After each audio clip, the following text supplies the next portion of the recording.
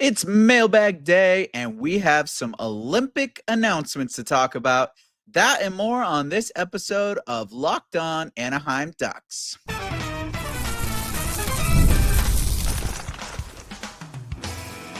You're Locked On Ducks, your daily podcast on the Anaheim Ducks, part of the Locked On Podcast Network, your team every day. Hello and welcome, everydayer. Thank you for making Locked On Anaheim Ducks your first listen every day, part of the Locked On Podcast Network, your team every day. I'm Kyle Kjer. I'm a lifelong Anaheim Ducks fan, and I've spent multiple years covering collegiate sports, including college hockey. But today we are talking about the Anaheim Ducks, and it is a mailbag day. So thank you to everyone who has submitted questions for the mailbag. Make sure you go to cartalksports.com/connect. That's KJER talksports.com/connect to submit your questions. We got a pretty good little chunk of stuff to talk about today. We're going to have some comment responses, and we've got a question about, is Chris Kreider the guy? But first, we have some Olympic announcements. That is right. A bunch of countries today announced their first six, and these are six players that are officially on the Olympic roster for their country. And guess what? We have a couple of Anaheim Ducks players that are on the list. So we are going to be seeing some orange country out there in Italy. And the ones that have made it, congratulations to the Ducks captain, Captain Radko Gudas, for making Team Czechia. And then, of course, the up-and-coming, young, stunning goaltender, Lukáš Dostál. And then playing for the home crowd in Milan, Italy, for the Italian team is the Anaheim Ducks goaltending prospect, Damian Clara. So those are the three Ducks so far that will be representing their countries out in Italy for the Olympics. And it's just exciting to see that some Ducks players are going to be representing their countries already. And honestly, the fact that these guys made the first six is huge for just exposure to Anaheim Ducks. And I don't think a couple years ago you would have seen, if they had the Olympics with NHLers 4 years ago, I doubt you would have seen an Anaheim Duck on any team's roster during that time. But now that these guys are making it and making an impact, they're coming to their own. They're already out there, and it just brings more conversations into the young, prospering squad that is Anaheim. So definitely excited to see that those players are already part of the top six. And with the individuals and what I feel like they bring into the team, like just by being announced, like Radko Gudas, to me, that's saying good news for Anaheim, because there's been this back and forth about the injuries and what has been going on with him. If he is having surgery, he's not having surgery. And of all of the countries, it seems like Czechia is definitely very in tune with their players, whether they're NHL players or part of the national team. And if they're both, then they're very plugged into what's going on with those teams. And they even announced, they were the ones that kind of broke this news that Gudas was going under surgery when they said he wouldn't be playing for Czechia at the Worlds. But that seems to have been it's just still a very confusing issue. But to have Czechia put him as part of that top six or first six, that just tells me that they have all the confidence in the world that Gudas is going to be fine, and that he's going to be playing well, and that he is there ready to go to represent his country. So bringing that back to Ducks hockey, that tells me that he's got a bill of health and that he's going to be having a very wonderful performance in defense. And under Coach Q, I just see him doing overall better regardless. And then looking at Lukáš Dostál, I think this is absolutely huge for him. After carrying Czechia to the gold medal in the 2024 World Championship, that did a lot for his confidence last season. But now to know that you're already headed to the Olympic Village and you get to enter this season like you're not trying to battle to make your country's roster spot for the Olympics. So he gets to come out, has that confidence, has that security, and just gets to play his game. And with how things are going with Anaheim, I think he's going to be doing really, really well. And if the defense does get locked down in front of him, that's just going to help his numbers even more. So that is huge for the Ducks there. And then, of course, for Damian Clara to be part of the Italian national team going to the Olympics. You're a prospect, you're working your way up. So that's got to be huge for him as well. And to have that kind of pipeline building for Anaheim is always a good thing. So those are some good things there for the announcement and just kind of what makes me excited even more for the Ducks season this year. But as far as players that are not announced yet, because the teams only announced their top 6, or I keep saying top 6, but it's their first 6, kind of their top 6, because it's kind of the guys like, well, obviously they're going to be on the team. So in regards to players on Anaheim that I think will make it by the time the official full rosters are announced and Olympics are underway, I definitely see Cutter Gauthier and Jackson Lacombe headed out for USA Hockey. And then now with the addition of Chris Kreider, I got to throw him in on the mix. I could definitely see him with the good season with Anaheim representing the USA Hockey red, white, and blue out there with not being able to go for since 2014. This is a great opportunity for players like Kreider to go represent USA. So I could see him being part of that roster as well.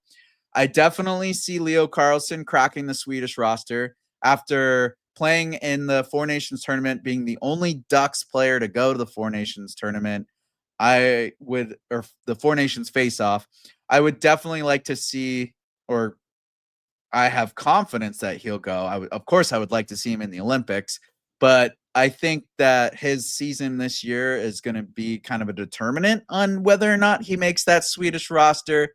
I have confidence in him, but he does have to kind of come out and put on a stellar show, put on a good performance to really make that Swedish roster. And I think it's going to be done. I do not see any of our players making the Canadian roster out of the Canadian players that are on Anaheim right now. That unfortunately, I just don't really see anyone there that's going to crack in. Canada is just such a stacked talent pool, especially now that NHL players get to go. It's going to be extremely difficult for any of the Ducks Canadian players to make that roster. There's just way too many big names. And it is nice though, like to kind of have these talks now. It's been, I said it before, 2014 is the last time the NHL players were able to play in the Olympics. That was in Sochi in Russia. And now best on best, Olympic pride, bring in the national Olympic gold medal. That battle is going to be huge. Their tournament's a little different than some of the play that these guys have been involved in a long time. So it's going to be exciting. It is a bit early considering it is only June, but to kind of have the buzz going and really look, I think this is a time for players to really buckle down and have a good season, not only for their NHL teams, but to be able to crack into their country's national roster for the Olympics. Because that, I mean, second to the Stanley Cup, I think, is playing in the Olympics. I wish I was good at something sport related enough to where I could have gone and represented USA in the Olympics, but that's for someone else's dream, not for me. And we'll see how things go. But now looking into the mailbag, we mentioned Chris Kreider potentially making the USA hockey roster for the Olympics. Our next question is all about Chris Kreider, and we'll get into that right after these messages. Do you ever check your bank account and wonder, where did all my money go? Between dining out, online shopping, entertainment, it's easy to lose track. That's where Monarch Money comes in, your personal CFO, giving you full visibility and control over your finances. Monarch Money isn't just a budgeting app, it's a complete financial command center. You can track all your accounts, investments, and spending in one place. So you stop just managing your money and start building wealth. With Monarch Money, I get to have all of my accounts in one place. I get to keep track. Summer break is going on. You're going to have a little extra ice cream, a little extra pop, a little extra time at the water park, getting some frozen ice cream, whatever they got going on, Dippin' Dots, if those even exist. But it's all right there on Monarch Money. You get to see what you spent your money on and where you're making money and how you're saving it. So take control of your finances with Monarch Money. Use code LOCKEDONNHL at monarchmoney.com for 50% off your first year. That's monarchmoney.com, code LOCKEDONNHL for half off your first year.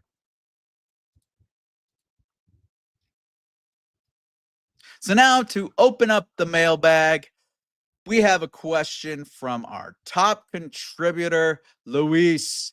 Luis asks, do you think that GM Verbeek has found his top 6 goal scorer in Kreider if we do miss out on Marner in free agency? Well, great question, Luis, and I kind of want to answer this in a couple different ways. Do I think Chris Kreider is Pat Verbeek's guy that he was hunting for? No, I don't think that was his sole target. I don't think that's what he was aiming for when he said he's going to land a top 6 goal scorer. I do think Pat Verbeek has a few targets that he'll be going for. Considering every major insider out there has basically said that the Anaheim Ducks will be involved in every major name this season, whether that's the free agency or the offseason trades or draft trade. They're going to be very, very active this offseason. And Pat Verbeek has that open wallet checkbook from the Samuelis. So I don't think that Kreider was it. I definitely don't think that. Is Kreider a insurance piece for Pat Verbeek and pretty much probably a little surprise bonus? Absolutely. He's definitely kind of fell into the lap of Anaheim. He's like that $20 bill that you find in your pocket in a jacket you hadn't worn in a while. You know, you're like, oh, heck yeah, $20. Lunch is basically free today. That's going to be Kreider. He's going to be bringing the lunch for us, at least for the Anaheim Ducks. I keep saying us as if I'm a player, but you know how it is being a fan. You basically are part of the team. And he's definitely going to be helping the Ducks in areas that are needed, especially the power play, the penalty kill, the garbage goals that he's going to be able to get. And that's a place that I think the Ducks really have been struggling. That's that second chance scoring opportunity. And I'm not saying the goals are garbage. I had someone from New York comment that he is excellent at the garbage goals. And of course, we don't mean the goals are garbage. It's just that reference that when a goalie gets a fat rebound that kind of stays right there in the slot or up to the faceoff dots, he's right there sniffing it out. He's got a nose for the net. He's got a nose for those that just where the goalie's going to put that puck off of a rebound. It always seems like Chris Kreider is there, or he's just down low waiting for a nice little juicy pass. So he's going to be helping Anaheim a lot in that area. But he also brings a big asset into the penalty kill. He's a fast player. He's a physical player. He plays defensively sound, and he's got just a kind of a meanness to him as well. Like, you can just tell by his goal scorer celebrations, like he's a beast out there. He kind of has that Killorn look to him when he's just like are you not entertained? Gladiator style, just lets it roar. So you're going to see a lot of improvement for the Ducks with Chris Kreider now on the team. But to Luis's point, I don't think that he is it. And with Marner being up in the air, if the Ducks don't land him, it's going to be helpful that Kreider is now on the team. But I definitely think that, and it definitely won't be as much of a loss as if we didn't have Chris Kreider on the team and don't get Marner. But there's definitely going to be some more targets that Verbeek's going for. He is not done. He's not going to just settle and be like, "Well, I got Chris Kreider. I'm good. I'm not going to look around anymore." He's going to keep shopping. He's going to keep being out there, being active. There's so many good names out there right now that Verbeek can go for, and it's questionable. Some sources are saying that he's going for Marner. Some sources are saying, no, absolutely, that was not true. That's not how it's happening. He's actually not offering that much money, he being Pat Verbeek. But a bunch of people are saying that he is offering upwards of $14 million. So it's really hard sometimes with these insiders, and there's certain ones that definitely have a track record of being incorrect or, close to the truth, but then they have their moments where they are on point. So with Marner, I think Verbeek feels a little bit more comfortable, and that he doesn't feel like he has to land him now that he has Chris Kreider. But I don't think that he's done shopping. So I hope that answers your question, Luis. He's an insurance piece for sure. He's going to bolster the top six, but I don't think he's the guy that Pat Verbeek is only wanting. I think there's going to be a lot more shopping done. Now, this trade for Kreider, it was a huge conversation starter. It was probably one of the biggest moves of the offseason so far, because there wasn't really much going on news-wise in regards to trades or big names having things happen. Obviously, there's just the rumblings going on. But for this to actually break, it seemed like it kind of caught the hockey media sort of by surprise, but it definitely got people talking. It's always good to have the Ducks out there on the national media circuit, and it definitely got conversations going online and in social media, on the chat rooms, on Discords, and on this YouTube. We had a ton of comments, and people were having a lot of good conversations about Chris Kreider. And speaking of good comments, the next segment I'm going to get into is reading some of the comments left and giving my reaction and kind of just personal response on the show here for those people that commented. I wish I could read every single person's comment on here, but obviously time is an issue. So we'll get to some of my favorites and some of the ones that I thought were pretty thought-provoking, and we'll get to that next.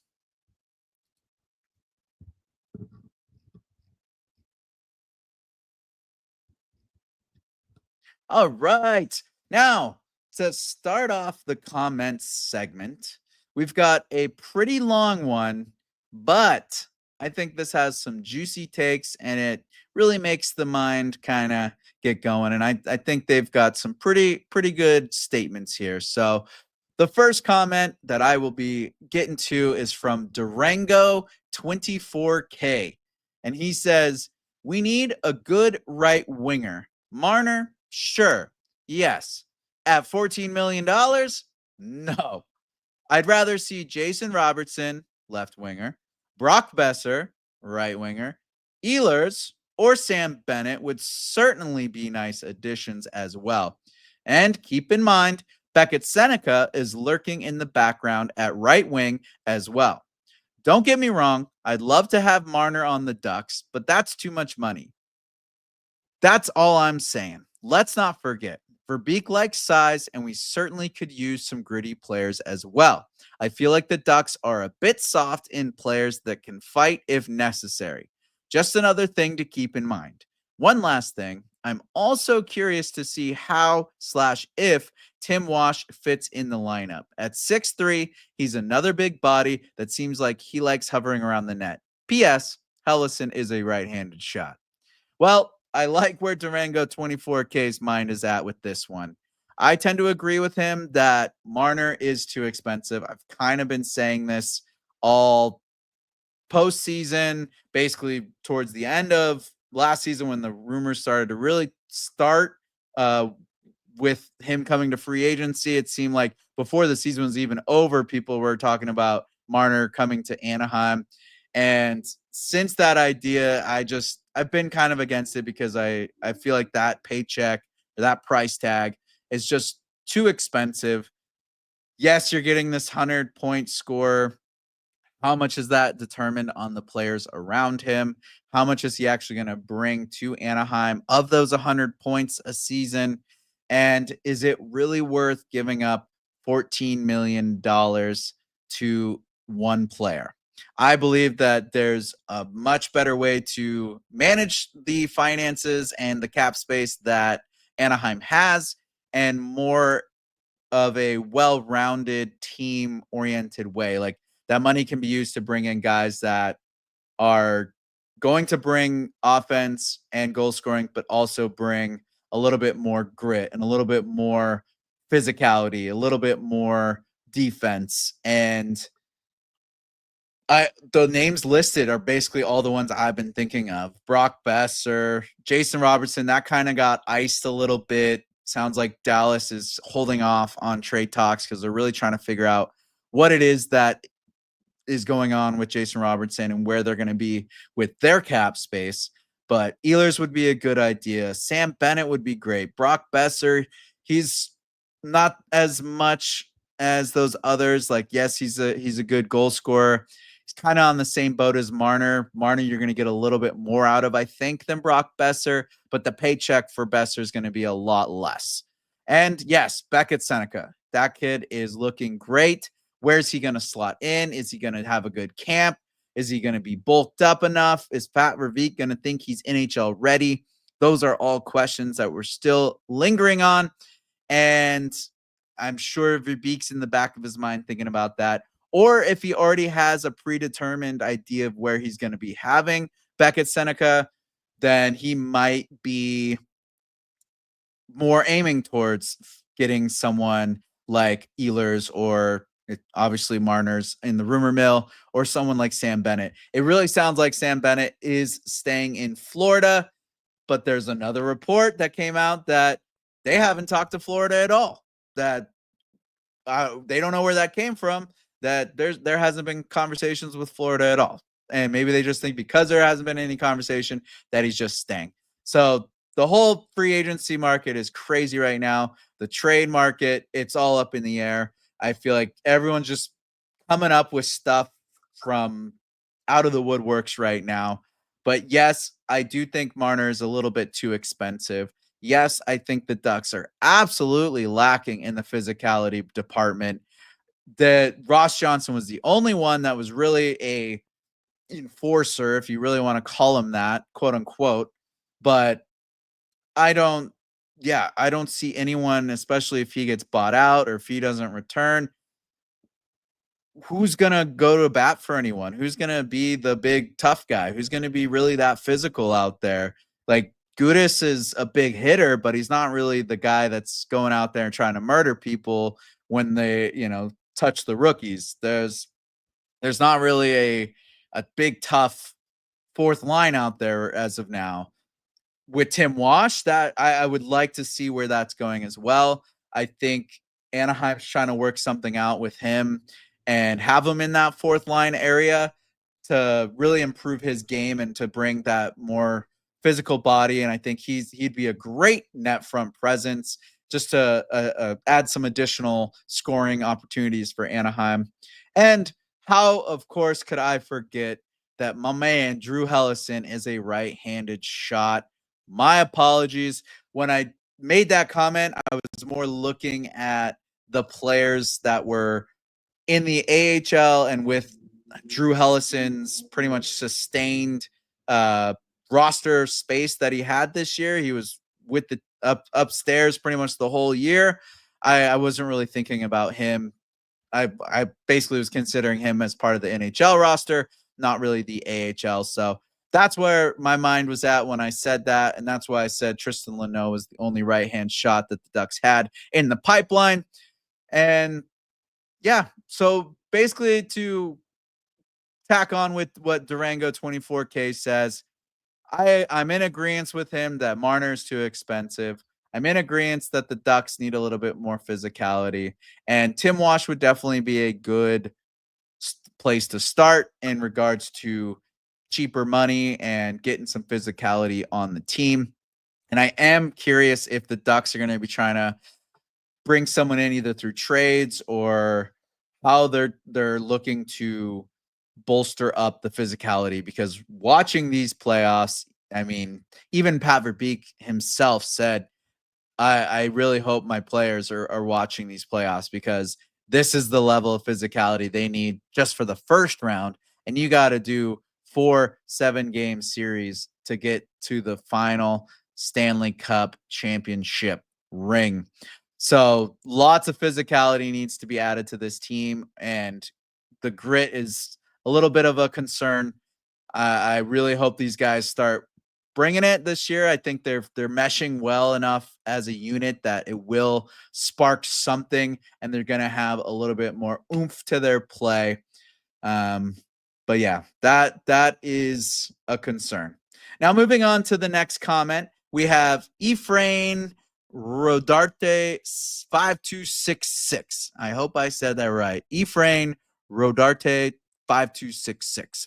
Bringing back some nostalgia in his comment here. So Ephraim says, as a longtime Ducks fan, I watched a lot of Getzlaf. Did you ever think how much more he could have scored goals, as he had a lethal shot, but always had a pass-first approach? And boy, I do miss me some Ryan Getzlaf hockey, especially when it comes to lacking grit and lacking physicality. Getzy was the man, just an absolute beast out there. But thinking of his career and the way he did play and the playmaking, he was obviously a pass first playmaking mind. And I would have liked to see him shoot more. It would have been outstanding. I feel like he could have had a lot more goals in his career. I mean, looking at his numbers, he finished his career with 282 regular season goals, 737 assists, for a total of 1,019 points in 17 seasons. So now, if we're taking the math, we're going off of your hypothesis that he would have more goals if he had shot more. I would say probably about 5 more goals a season, give or take. And so I did the math there.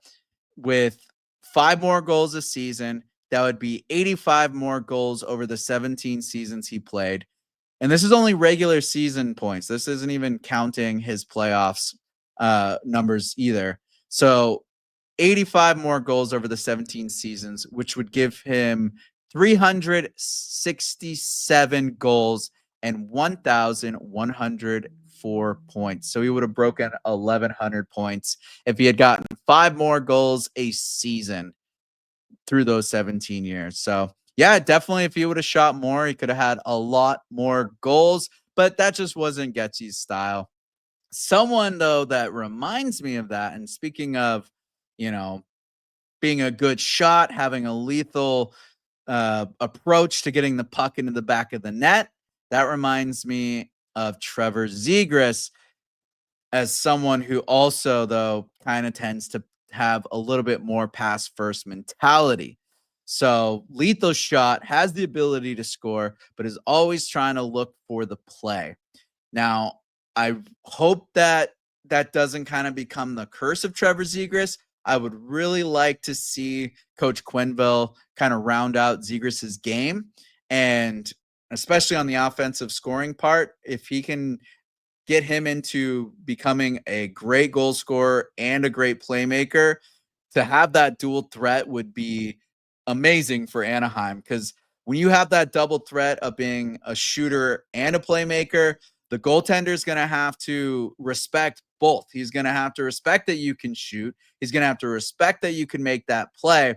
And that just gives you that extra second of hesitation from the goalie to either move the puck to your teammate or put that shot into the back of the net and, pick a spot and shoot it.